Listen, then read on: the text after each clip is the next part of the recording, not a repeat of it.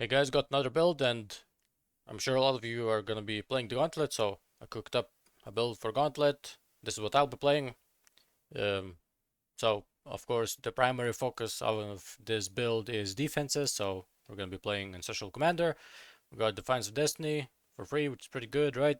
We got some Convert for boss hits. Against smaller hits, this is technically a downside when you have enough armor, but for smaller hits, we have Defensive Distance, so it's gonna be fine. I will be playing Sunder Bleed, just so we can use a shield, so we got a little bit more survivability, right? Well, a little bit more, a lot more survivability. We got Versatile Combatant, so we're capped on block and spell block with Versatile Combatant. So you don't need much to get to this place. All the items that I have on here are just basically stuff that you can have in red maps.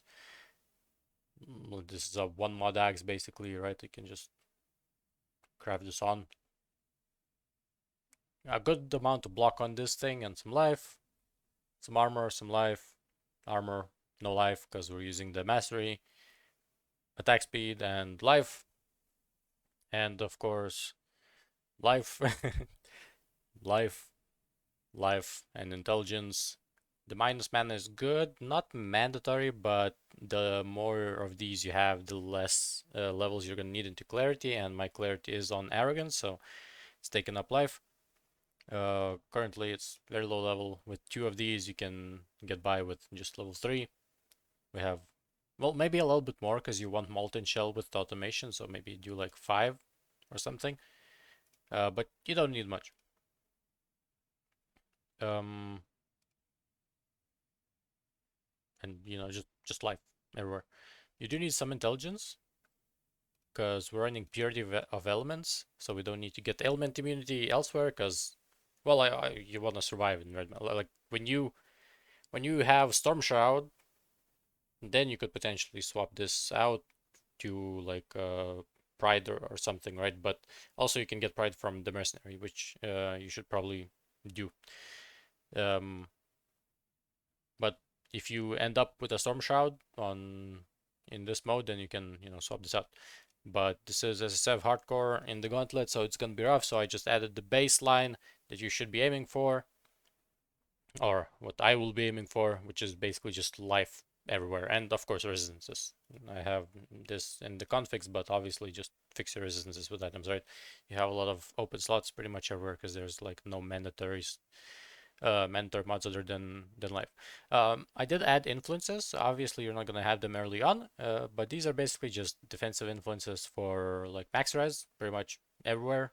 Some region over here as well. This has the exert attack damage, which is a little bit of damage, 5%, but you don't have to like prioritize other mods. This probably just save this one for last. The block in here does cap our spell block, but before that you're gonna be at like 58, so it's not a big deal if you don't get this early, right? Do get some reserve. You can probably do without it, but you're gonna be a little bit low in mana, so you might need to go for a higher clarity level before you get this. And the axe is nothing, shield is just block and life. But do get some, like, this is the only mandatory mod I would say from all of these. This is what you actually want on the shield. So some block, like you want this mod, a good amount of block. So we are playing bleed because bleed is very easy on the investment, and we're also using a one-handed weapon, so the damage output is going to be a little bit limited as is. So going with bleed seemed like a pretty good choice. We're going with Sunder because it's a 600% skill. Alternatively, you can use one of the transfigure gems that are like ground slam or earth breaking or whatever it's called, or earth shaking. I can't remember, earth something. It also has 600%, but so we don't need to run any labs. Just go with Sunder. If you don't like Sunder, you can switch it out to any of the other physical 600. You could also technically use Perforate of Bloodshed. That's also a transfigured version. So since I don't want to run any lab, I'll just go with Sunder. Um, later on, you know, you can get some upgrades like your Slatha, maybe Herald Rings, Purity of Herald, right? So like if you get enough reserve, you can always, you know, add extra auras and things like that. So there's ways to improve this build with more investment, but I just have stuff that's as a baseline. My guy with the well, my video before this one where with the Uber Maven guy. So basically, the items that that guy has, you can aim for those items because it's basically the same thing. It's a little bit different though, because well, if we have Aggravate right now, because we're not gonna have Rising Tempest, right? Because that's, I think it's an Uber Cyrus drop, if I'm not mistaken. Um, so we're gonna be going with Aggravate. I am going for Bleed Duration, precisely because I don't really have a good way, like a very reliable way to aggravate bleeding. So we have this, right, which is 25% chance. And then we have this. So this is our reliable way, which will be in effect against bosses, which is ultimately all that matters, because in maps we should be fine.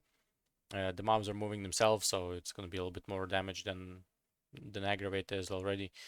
But it also will aggravate sometimes. So you know, you shouldn't like this. This is going to be fine. This is pretty good because we got 8 endurance charges. It's a good amount of damage multiplier. Um, you know, max res from this and this and this and these as well as these. Endurance charges we're generating on kill very easily with 2 of these nodes. So while with this and this. So while mapping, you're gonna have enough endurance charges. For bossing, we are relying on this as well as Enduring Cry. I have Enduring Cry in here. Obviously, I don't have vulnerability or anything like that. Flame Dash, Lip Slam, you'll use them. Well, you'll add them yourself, right? Molten Shell as well. But Enduring Cry, so we can get some endurance charges, so we don't get one tapped, right? But other than that, we have 20, probably a little bit over 20. Yeah, should be 24-second duration on endurance charges, so you're not going to be running out of endurance charges even during the invulnerability phases against bosses. So that's one plus. Um, Other than that, I don't know, you know, just grab all block nodes, all armor nodes, all life nodes. And also we do have semi crit immunity. We have 80%, 30, 20, and where's the other one? And 30 here. So we got 80%, but you can also get that on a shield. Save some points, right? If you manage to roll at least 50 over here, you can, well, maybe you don't even need 50, like you roll like 45 and you're good, right? You can also just reforge crit and hope that you get something good, right? So it's not hard to get it. You're just gonna have to harvest craft a little bit.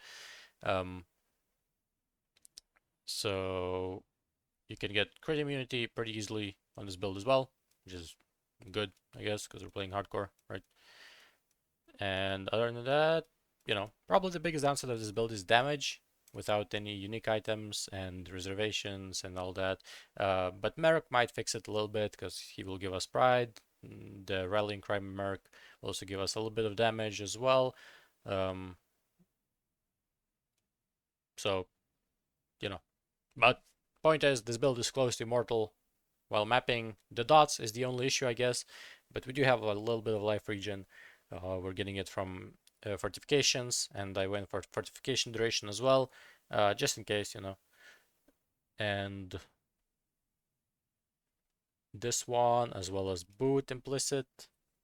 This is our life regen, but you can always get more. Like you can roll on items as well if you want. Probably getting a little bit over 1k would be nice. So I know you can prioritize life regen if you want on your items, but probably just focus more on damage because this is what the build is lacking. But yeah, that is it for now. And after the Gauntlet, we're gonna be playing Path of Exile 2, so maybe I'll cook something up, but I will for sure be playing a Pathfinder, and so should you. Anyway, that is it for today, and I'll talk to you guys later. Bye bye.